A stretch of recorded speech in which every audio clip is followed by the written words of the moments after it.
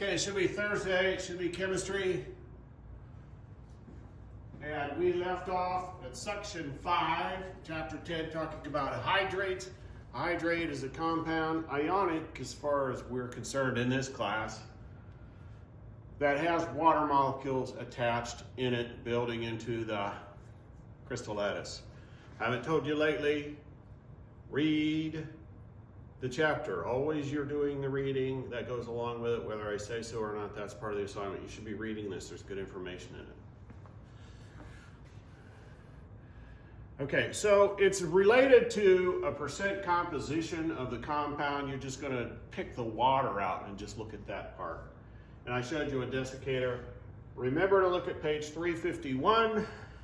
I think I showed you in textbook chapters where that is. So if you go here, let's see, classroom, chemistry, classwork, textbook chapters, go down to chapter 10.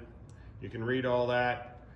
And there's also, while you're in there, a page 351, table 1, where it tells you the prefixes for the numbers. So mono, di, tri, tetra, penta, hexa, hepta, octo. Nona's not in that table, but that's 9. And deca's 10.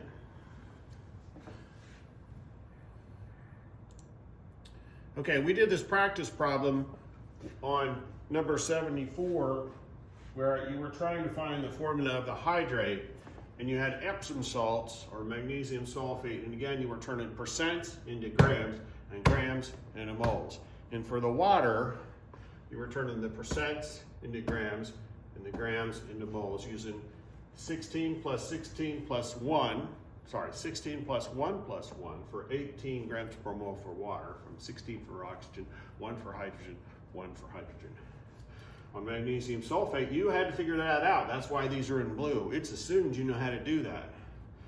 That is a magnesium, which is 24.3, the sulfur, which is 32, and oxygen is 16, and 16, and 16, and 16. You add all that together, you get 120.3. Convert this to moles, you get 0.407. Convert waters to mole, you get 2.84. Divide by the smallest, which is 0.407, and you get 1 and almost 7. So the ratio is 1 to 7. So it's MgSO4 dot, which means water molecules are connected in this crystal lattice, and there are 7 water molecules for every 1 magnesium sulfate. Okay, next.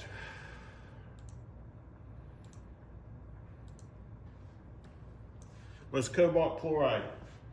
Challenge, page 353, number 75, an 11.75 gram sample of a common hydrate of cobalt chloride is 11.75, and we're looking for that number. And hydrated is this one here in this little damp environment where it's pink.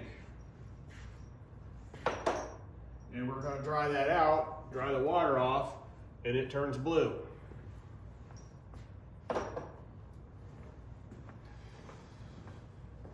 After heating, 0.0712 moles of anhydrous cobalt chloride remains. What is the formula and name of this hydrate? Okay, that's a little tricky because one of these is in grams and one of these is in moles. Okay, so that's definitely apples and oranges type of thing. So cobalt chloride is in moles.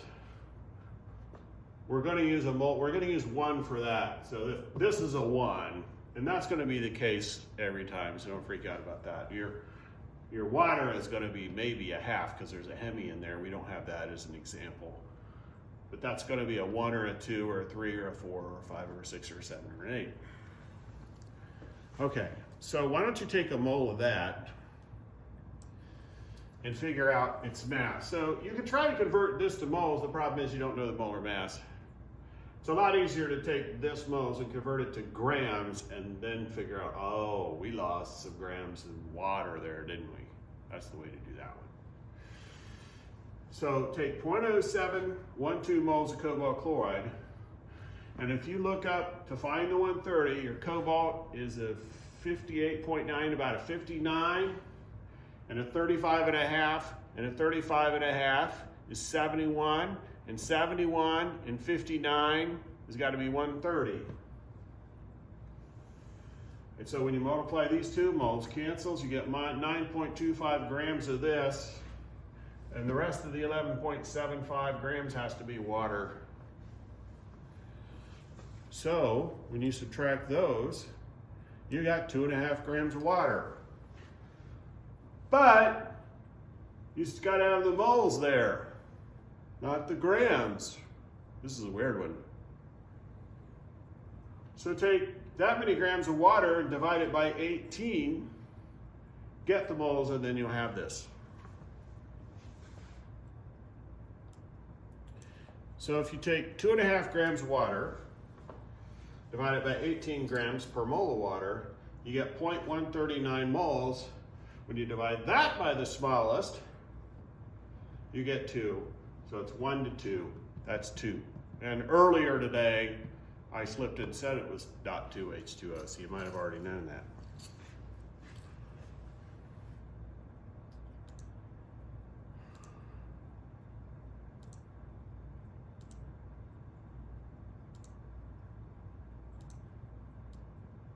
So let's try these review questions, page 354, number 76 through 82.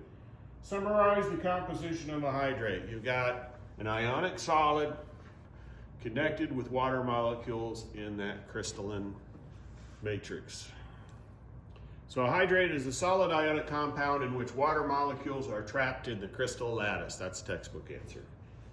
77, what is the name of the compound SrCl2.6H2O? Sr is strontium, Cl2 is chloride. All of these are ionic, so that's the naming system. And it's 7H2O, 6. So that's hex, a hydrate. So it'll be strontium, chloride, hexahydrate. So if it's hydrate, you just add the hydrate on the end. Remember, ionic compounds have 2 names. We had a whole paper where we worked on that a while back. Describe the procedure for determining the formula of a hydrate. Well, if you read that, and you inferred it from that last question with the cobalt chloride, you're going to get its mass as a hydrate. And you're going to dry it out and get its mass anhydrous. And then you can convert the anhydrous to moles, calculate the mass of the water that's left, convert it to moles, then you have a mole ratio. So you're going to get the mass of an empty crucible, add some hydrate. We're going to do this. Weigh it again.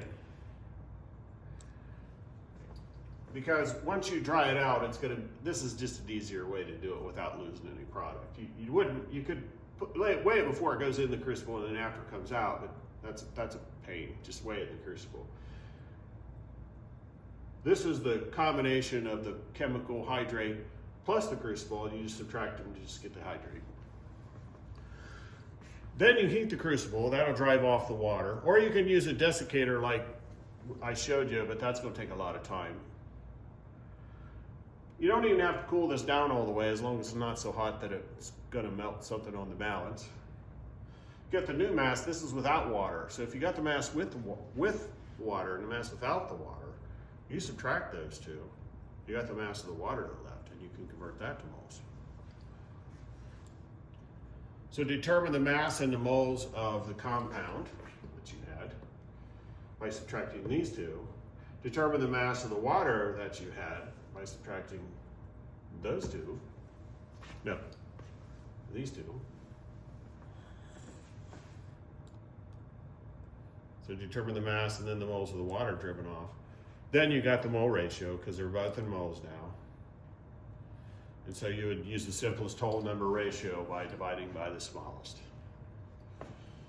That might be a little bit to follow right now, but we're going to do this in the lab, and it'll be helpful that we'll do this in the lab after the test so you can really pay attention to what we're doing here.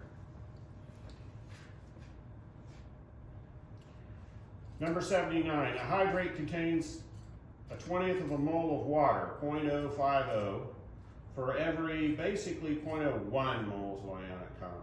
Write a formula. So it's 0.05 to 0.01. So there's 5 times as much water as compound.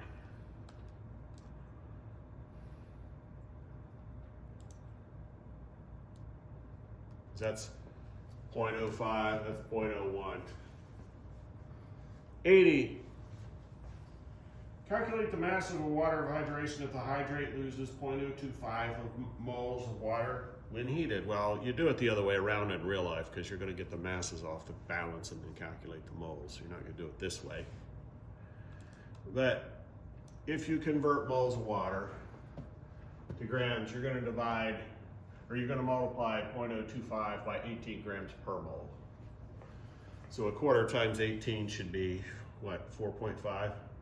Well, 0.45 if you got an O in there. There you go. 0.45 grams water. 81.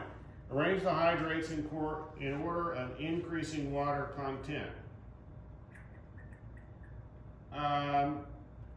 Well, on the face of it, you would say CoCl2 is 6H2O, and magnesium sulfate is 7H2O, and then barium hydroxide is 8H2O, and that's the increasing order.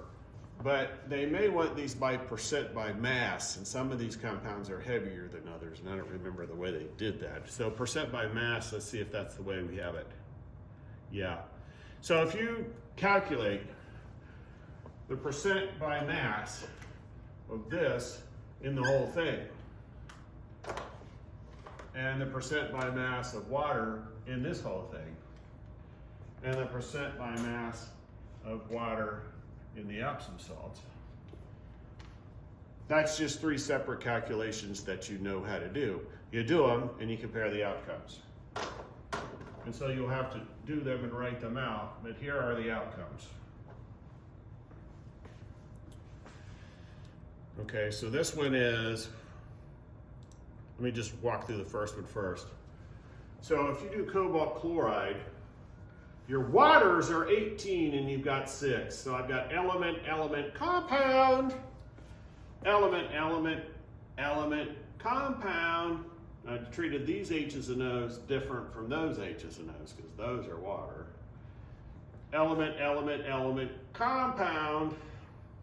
So these are all elements, percent mass by percent mass with the compound in. So this one is 10, if you total this one, and total this one, and total this one, then cobalt chloride is 108 water mass, 108 grams of water per mole, divided by 238, it's 45.4%. Barium hydroxide has 144 grams of water per mole, and the total is 315. That's 144 divided by 315 is 45.7, which is a little more than that. And the percentage of water in Epsom salts, provide the Epsom salts that I showed you is probably hydrate. The water in it is 126. The whole compound is 246, and 126 over 246 is 51%. So cobalt chloride has just a little less water by percent composition than barium hydroxide hydrate has. And the one with the highest percent composition of water is magnesium sulfate hydrate coming in at 51%. So it's 1, 2, 3. Okay, explain how the hydrate might be used as a measure roughly determining the probability of rain. They used to, when I was a kid, in weather stations in people's houses, and we had one of these too, is hang a strip of this up there and see what color it is. And that would give you an idea by the color of how wet or dry it was. A week or two ago when it was really extremely cold and dry, this would have been blue in your house. Now we don't use this anymore because there's some toxicity issues. That's how we did it. and we'll end this video here.